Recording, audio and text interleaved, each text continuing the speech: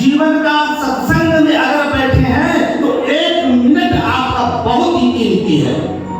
हाँ,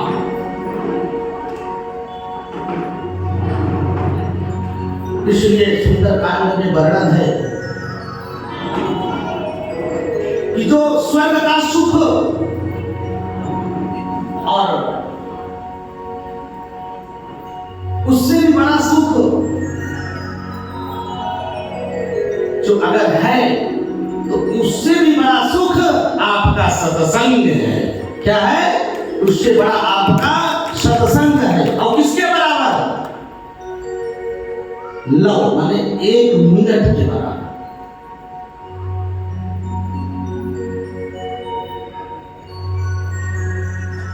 जो सुख लव सत्संग, चाहे आप लव को चिंगारी भी कहिए और चाहे 1 मिनट कहिए, बात बराबर है। इन सब से, सब सुखों से ज्यादा 1 मिनट का सुख जो है आपका, वो सत्संग देने वाला है। इसलिए बाबा श्रीमान श्री पूज्य श्रीपाद गोस्वामी तुलसीदास जी महाराज वर्णन करते हैं।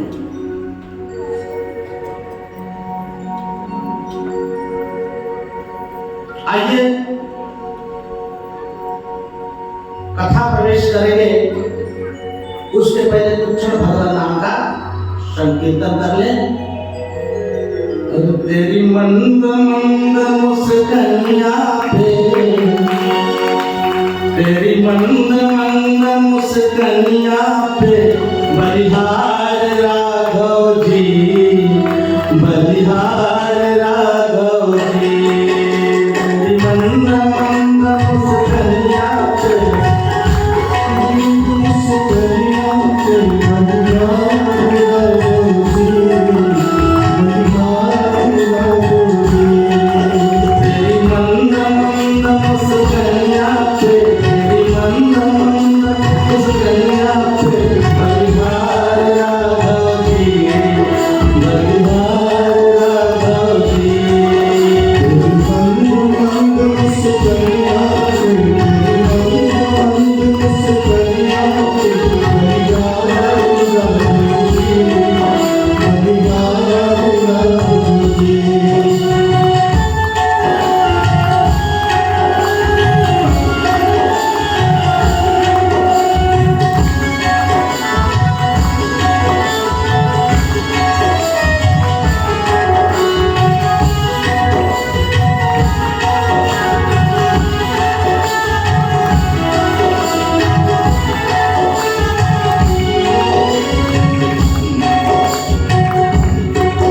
तेरे बाल बड़े घुंघराले, बादल हो काले काले। तेरे बाल बड़े घुंघराले, बादल हो काले काले।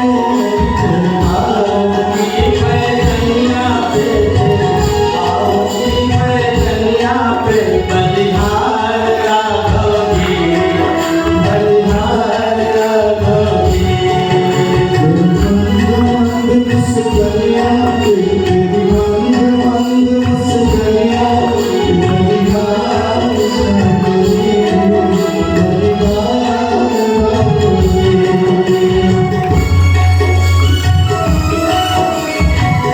जय जय श्री सीताराम।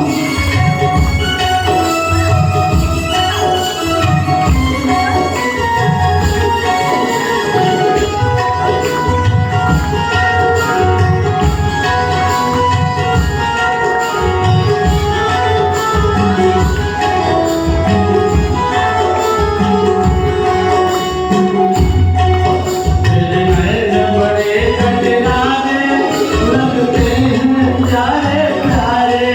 तेरे नैन बड़े कटरारे, लगते हैं प्यारे प्यारे। तेरे नैन बड़े कटरारे, लगते हैं प्यारे प्यारे। तेरे नैन बड़े कटरारे, लगते हैं प्यारे प्यारे।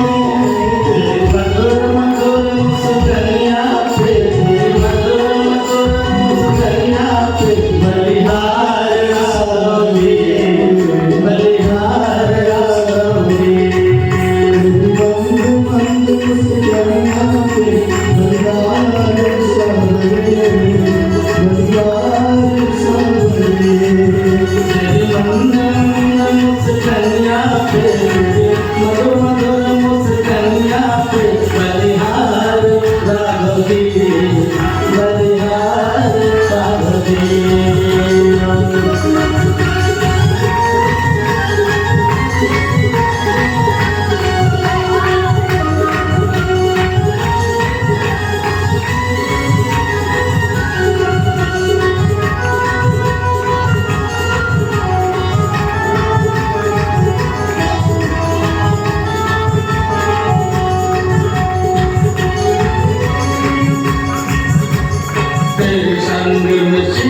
तुम्हारी लगती है प्यारी प्यारी, तेरे संग में सिया तुम्हारी लगती है प्यारी प्यारी, तेरे संग में सिया तुम्हारी लगती है प्यारी प्यारी, तेरे संग में सिया लगती है प्यारी प्यारी। जुगल डोरी पे जाओ बलिहार राघव जी, बलिहार राघव जी। मेरी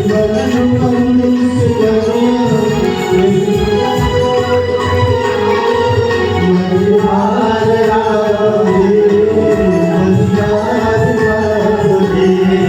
मेरी मंद मुस्कैया पे, मेरी मधुर मधुर मुस्कैया पे बलिहार राघव जी, बलिहार राघव जी।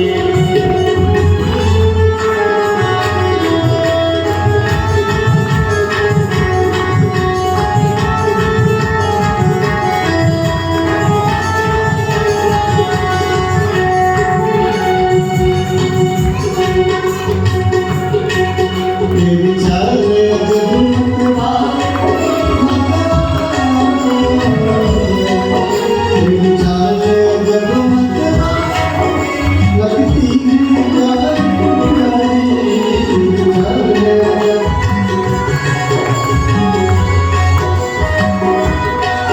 लगती है प्यारी प्यारी, लगती है प्यारी प्यारी, लगती है प्यारी प्यारी, लगती है प्यारी। इस जुगल जोड़ी पे जाओ, इस जुगल जोड़ी पे जाओ बलिहार राघव जी, बलिहार राघव जी। तेरी मंद मंद मुस्कैया पे, तेरी मंद मंद मुस्कैया पे बलिहार राघव जी, बलिहार राघव जी। तेरी मंद मंद मुस्कैया पे, तेरी मधुर मधुर मुस्कैया पे बलिहार राघव जी, बलिहार राघव जी।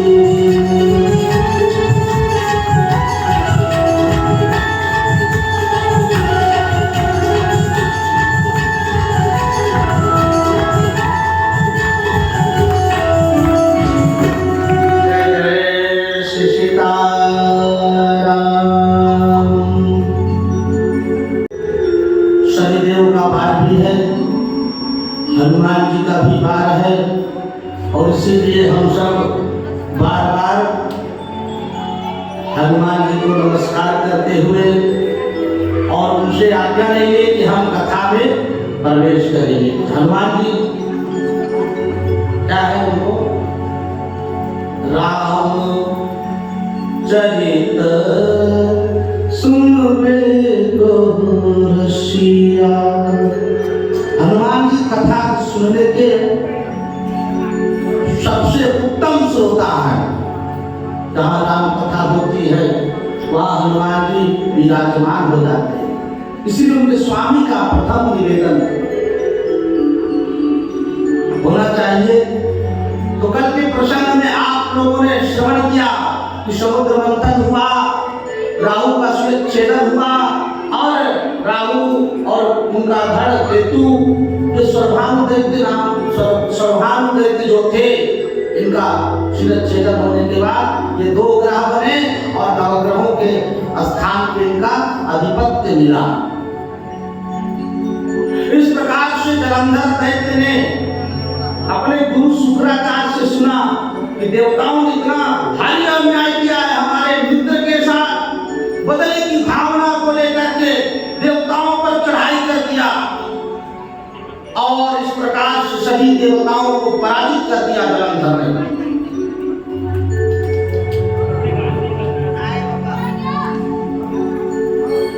और जलंधर बोला, हे इंद्र, तुम अपने आप को बहुत वीर समझते हो, तुम लोग अमृत मंथन के बहाने हमारे मित्रों से तुम लोगों ने छल किया, अभी मजा चखाता हो। और इस प्रकार से भयंकर भयंकर अस्त्र से इंद्र को पराजित कर दिया। उस समय इंद्र का वज्र भी काम नहीं आया और सारे देवता भाग खड़े हुए, कंदराओं में कहीं छिप गए, कोई हिमालय में छिप गए। इस प्रकार से जलंधर ने अमरावती पर, स्वर्गलोक पर अपना आधिपत्य स्थापित कर दिया। देवता लोग भगवान विष्णु के शरण में गए। दीन दयाल विरुद्ध समभारी, हरहु नाथ मम संकट भारी, हरहु नाथ मम संकट भारी। सब देवता लोग त्राहि त्राहि करते हुए भगवान की स्तुति किया। ऋषिकेश महाबाहो भगवान मधुसूदन, नमस्ते देव देवेश सर्वदैत्य विनाशकाः, मत्स्य रूपाय ते विष्णु वेदात्रियवते नमः, वेदान्नीकवते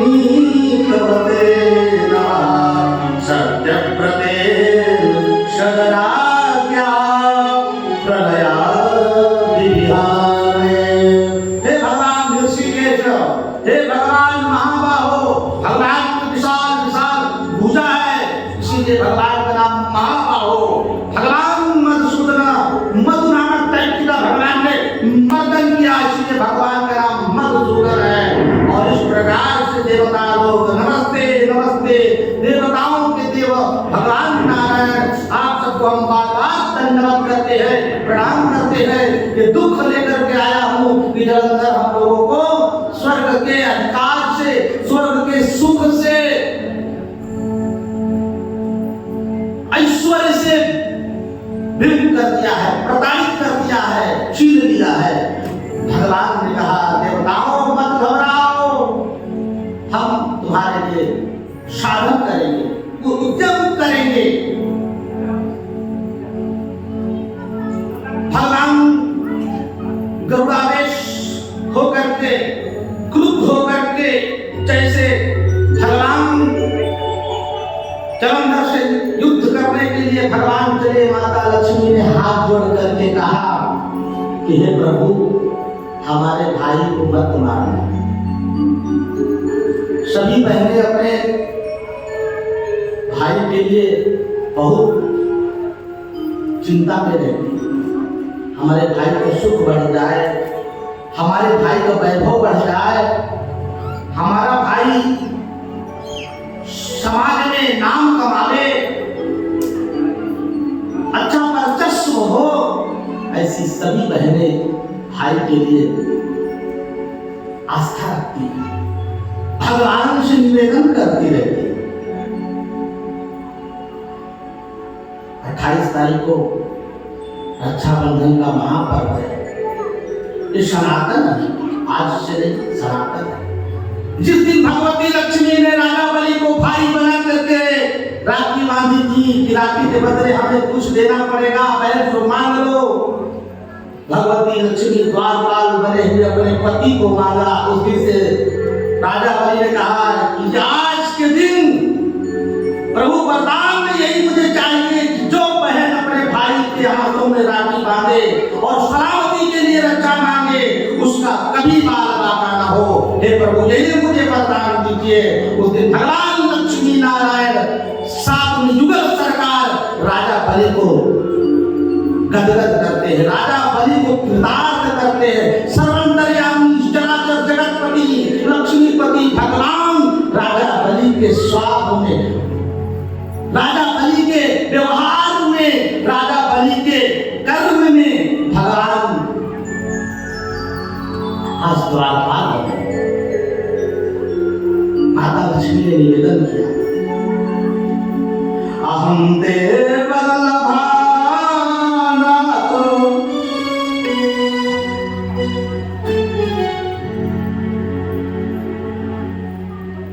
यदि च सर्वदा तत्कथं देवं भ्राता युद्धे बधमः कृपानिधे। युद्ध में बध मत करना। मैं जानती हूँ प्रभु, आपसे ऐसा कोई ऐसा संसार में योद्धा नहीं है कि जो आपसे विजय पा सके। ये भोले बाबा की कृपा है, महादेव की कृपा है, परंतु आप मेरे भाई को बद मत करना। भगवान ने कहा, देवी मैं युद्ध तो करूंगा, मैं देवताओं को वचन दिया हूं। देवता हमारे इस कारण से देवता लोग शारीरिक प्रकृति के संतुलन के लिए देवता लोग कार्य करते हैं। इसलिए हे देवी, मुझे जलंधर से युद्ध करना पड़ेगा। और जलंधर को जब सूचना मिली कि भगवान वासुदेव गरुड़ारूढ़ होकर के युद्ध के लिए आ रहे हैं, समस्त दैत्यों को, योद्धा बलवान सेनापतियों को जलंधर ने कहा, सब तुम लोग आओ। कोई सेनापति 1 करोड़ सेना को लेकर के आ रहा है, कोई सेनापति 50 लाख सेना लेकर के आ रहा है, कोई सेनापति 1 लाख योद्धा को लेकर के आ रहा है। और भगवान से भीषण युद्ध प्रारंभ हो गया।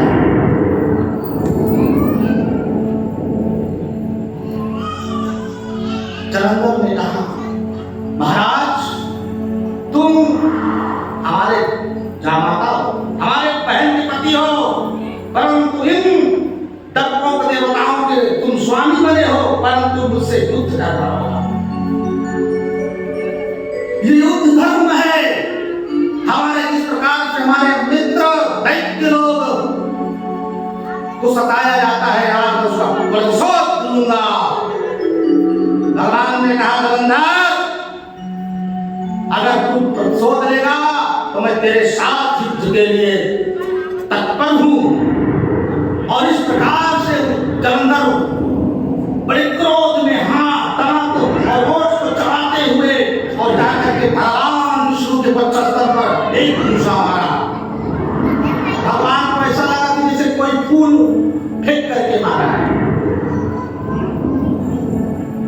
और भगवान क्रुद्ध हुए, भगवान ने बाणों की वर्षा कर दी। पूरा इस प्रकार से संपूर्ण पृथ्वी जब घनघोर घटाबादल छा जाती है तो संपूर्ण पृथ्वी जलमग्न हो जाती है वर्षा से। उसी प्रकार से भगवान विष्णु के उस पराक्रम को सनत कुमार जी महाराज कहते हैं। महर्षि वेदव्यास से उन्हें इस प्रकार से भगवान की बाण वर्षा से सारा पृथ्वी ढक गया। परंतु धन्य है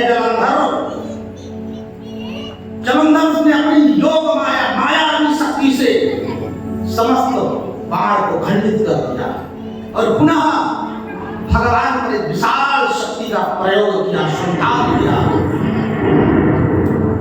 और शक्ति लगते ही भगवान विष्णु ने कहा, धन्य है जलंधर, धन्य है, अत्यंत पराक्रमी है।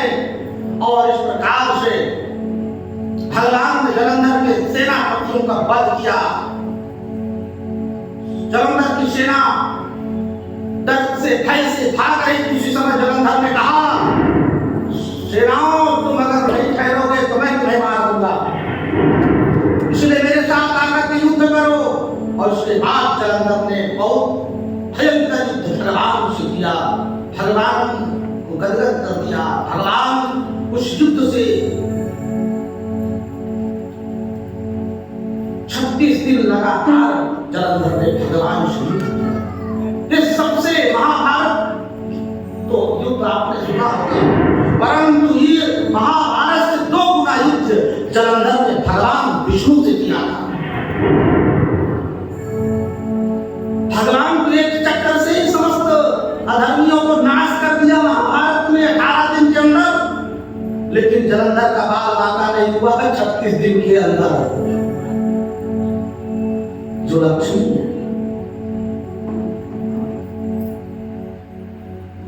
भगवान ने बोले, भगवान कहते हैं यह जलंधर तुम वरदान मांगो, तुमने हमें युद्ध में संतुष्ट किया है, मुझे गर्व है कि आज तक तुम्हारे जैसा कोई दैत्य पृथ्वी में जन्म नहीं लिया है, इसलिए जलंधर तुम्हारा वरदान मांगो, तुम्हारे पास जो तुम मांगोगे मेरे लिए ऐसा वस्तु नहीं है कि मैं तुम्हें दे ना सकूं, तुम वरदान मांगो। जलंधर ने कहा अच्छा महाराज आप बहुत देना चाहते हो तो मुझे ये दे दो कि तुम और हमारी बहन लक्ष्मी मेरे घर में निवास करें, और ये सारे जो देवता है ना ये सब हमारे घर जाके नौकरी करें, ये प्रस्ताव मंजूर है।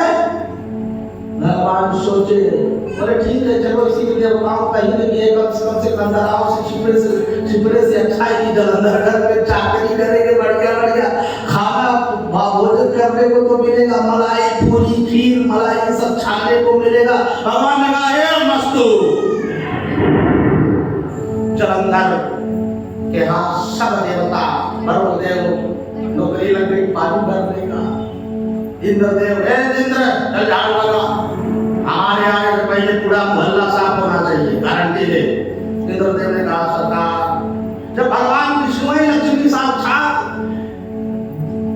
जलंधर के यहाँ निवास कर रहे हैं तो देवता लोग तो बेचारे मजबूर हैं। इस प्रकार से तीनों लोक पर जलंधर का आधिपत्य हो गया, शासन हो गया, जलंधर के आज्ञा से सारा कार्य होता था। जलंधर नित्य हवन करता था। जो बच्चे हल्ला करते हो सुनो, प्रसादी नहीं मिलेगा, शांत बैठ जाओ।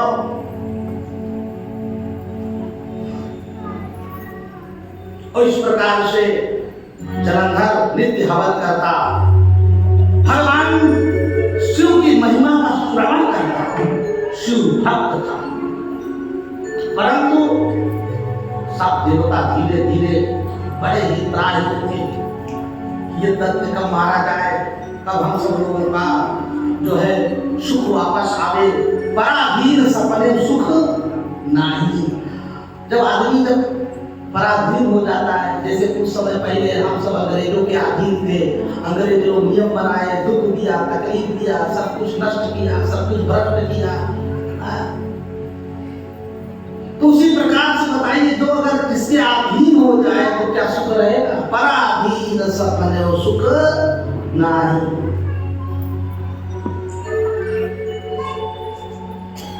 देवता लोग भगवान की शरण ले गए, भगवान की स्तुति कर रहे हैं। देवता लोग, भगवान कहते हैं कि सुनो देवताओं, तुम्हारे लिए, तुम्हारे सुख के लिए भगवान विष्णु जो है स्वयं साक्षात इस समय त्रिलोकीपति जलंधर के यहाँ निवास कर रहे हैं, वो भी असमर्थ हो गए हैं।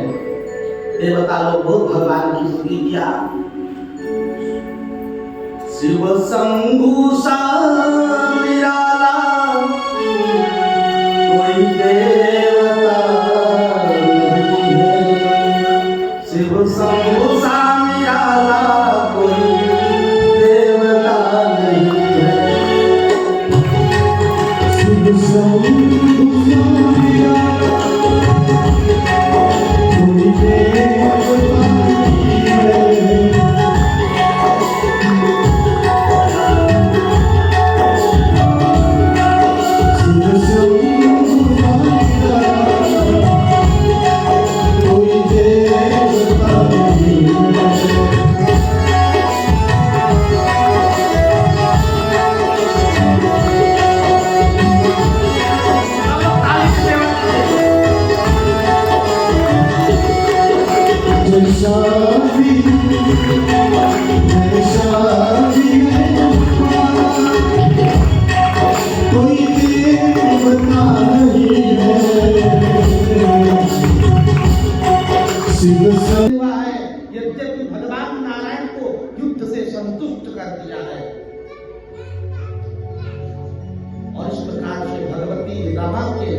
संकल्प से भगवान ने उसका उद्धार नहीं किया। इसलिए नारद आप जाइए और ये कहिए कि जो तुम्हारे पास इस समय संपूर्ण लोगों में, जो संपूर्ण लोगों का जो धन है, ऐश्वर्य है, जो ऐश्वर्य रत्न है, परंतु वो सब फीका है, क्योंकि तुम्हारे पास नारी रत्न नहीं है। और जब तक ये पाप नहीं करेगा तब तक इसका वध नहीं होगा।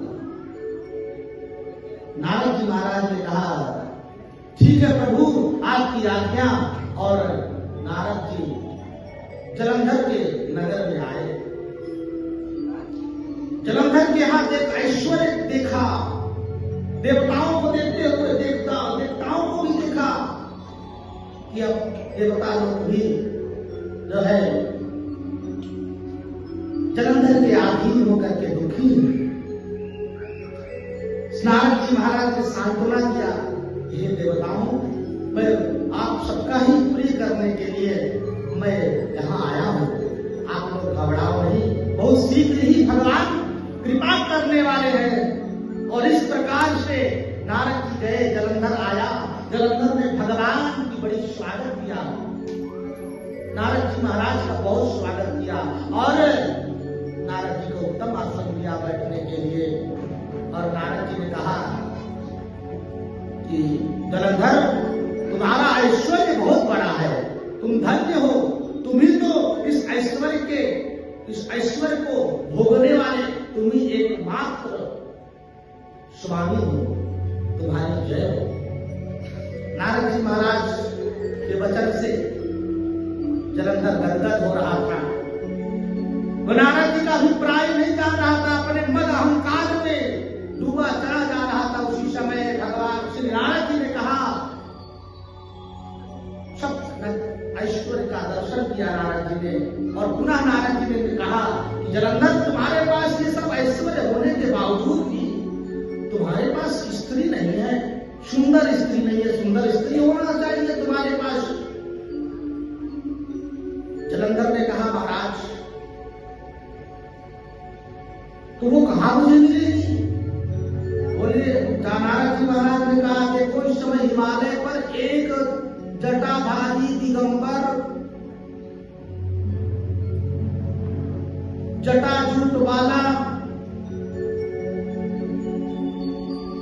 एक वैरागी जो एक सुंदर महान स्त्री के साथ तपस्या करता है। बताओ उसको क्या कर जरूरत है? स्त्री बड़ी महान सुंदरी का, अरे जटाजूट वाला है, दिगंबर है, वैरागी है, मन चला है, नागों की सर्पों की माला लपेटे भस्म की धारण किए हुए, उसको क्या जरूरत है नारी रत्न रखने का? भजन करे बाबा। जलंधर ने कहा, ऐसी बड़ी बात है महाराज, तो ठीक है, उस नारी को हमारे पास होना चाहिए। और इस प्रकार से जलंधर ने राहु को दूत बनाया, कहा जाओ उस अवगणवाणी को बोलो कि इस स्त्री को जलंधर के पास होना चाहिए। राहु गया, निवेदन किया दूत बनकर, महाराज ऐसा ऐसा जलंधर हमारे स्वामी है, कहकर के भेजे हैं, देखो बात मान जाओगे, बहुत पछताओगे। बाबा प्रेक्षक जो जटा उठा के फेंकी, एक बड़ा ही दैत्य भयानक प्रकट हो गया, वीर पुरुष प्रकट हो गया, और राहु दैत्य को निगलने के लिए झपट्टा मारा। राहु प्राण बचा के भागा, महादेव महादेव शरणम प्रपन्ना, महाराज क्षमा कर दीजिए, क्षमा कर दीजिए, ये हमें निगल लेगा। भगवान बोले, अच्छा रुक जा। और इस प्रकार से भगवान ने कृपा करी, कीर्ति मुख वहां पर पुरुष जो था वो रुका, और राहु आकर के भगवान को दंडवत किया, महाराज क्षमा कर दीजिए, मैं आपका संदेश जो होगा वो भी सुना दूंगा। और इस प्रकार से राहु को भगवान ने अभयदान दिया। और वो पुरुष जो उस राहु को निकलने के लिए भगवान ने संकल्प करके जटा फेंकी थी, अब वो पुरुष भूखा, बहुत भूखा,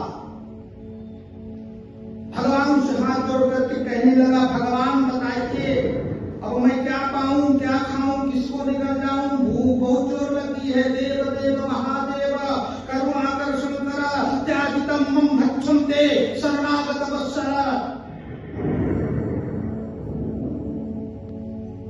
भगवान बोले, बोले तुम एक काम करो, तुम अपने हाथ पाओ की जो मांस है तुम सब चबाओ।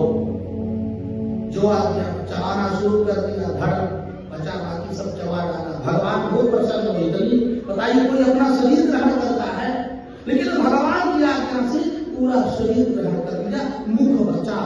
भगवान ने कहा, तुम्हारी कीर्ति अमर हो, तुम धन्य हो और तुम कीर्ति मुख हो।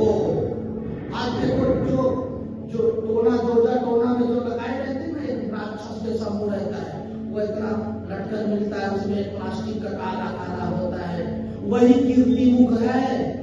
जानते नहीं है, कीर्ति मुख को अपने दरवाजा के सम्मुख ऊपर लटकाना चाहिए, रोज अगरबत्ती घुमाना चाहिए। वहां पर भूत प्रेत निवास नहीं करता। उस घर में कोई भी मंत्र, कोई भी तंत्र, कोई भी दुष्ट बुद्धि वाले प्रवेश नहीं करते। कीर्ति मुख सबका मंत्र बदल देते हैं। ये वरदान भोलेनाथ ने दिया, इसलिए लगाना चाहिए।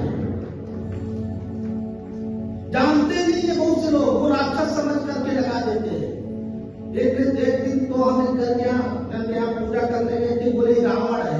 मैं बोला उनका मत लटकाओ, जिस दिन जिंदा हो गया वो सबको लटकाएगा।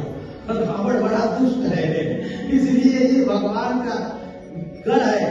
तो जो गढ़, और पूजा में भी भगवान शिव का रुद्राभिषेक करते हैं। महाराज जी रोज सबका नाम लेते हैं, पहले नंदेश्वर, फिर वीरभद्र, फिर कीर्तिमुख, फिर कुबेर, फिर नाग। ये सब भगवान के परम गण हैं, इनकी पूजा बिना अभिषेक पूर्ण नहीं माना जाता। इसलिए भगवान इन सबका नाम लेना चाहिए। शिवालय में जाओ, नंदीश्वर की जय, वीरभद्र की जय, कीर्तिमुख की जय, आपका कुबेर की जय, आपके नाग देवता की जय, फिर भगवान भोलेनाथ की जय। तो आइए अब इसी समय आज की कथा यहीं पर विश्राम करते हैं, क्योंकि आज इतने समय तक ही कथा में समय अपने को मिला था। और आप लोग घबराइए मत, आप लोग दुखित मत होइए। कल जलंधर का हम सब वध की कथा सुनेंगे, क्योंकि जलंधर का अभी कार्य बहुत बाकी है ना, इसलिए आप